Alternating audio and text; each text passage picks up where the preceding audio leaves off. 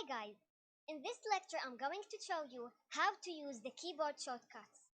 First of all, if you want to create a line, but you want a lot easier from moving the mouse to the line and then going back here, you can only type L and you can see that there's some options in here.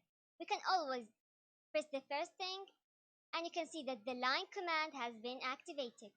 You can create a line, press enter, it is created. So again, let's do it together. Press L and then enter. A line and then enter. See, as easy as that. Now, what if you want to create a circle? Let's press or type C. As you can see, we have like the circle. Press enter. You can see that there is a lot of circles. C again, enter. See, very easy. What if you want to create a polyline? So, you can press P, L, See, this is the P line, which refers to polyline. Press enter, and you can see that this is the polyline. Enter, see, this is the polyline. So, L for line, C for circle, and then PL for the polyline. Okay? What if you want to create a rectangle? Okay, type R, E, you can see rectangle. And now you can create a rectangle. Again, RE, move down once, enter. And then do the rectangle.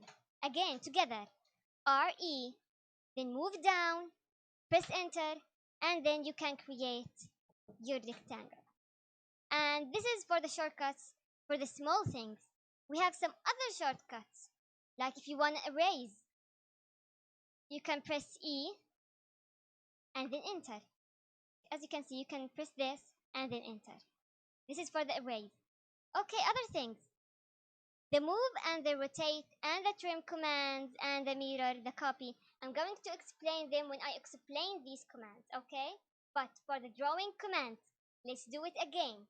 L for the line, PL for the polyline, C for the circle, and RE for the rectangle.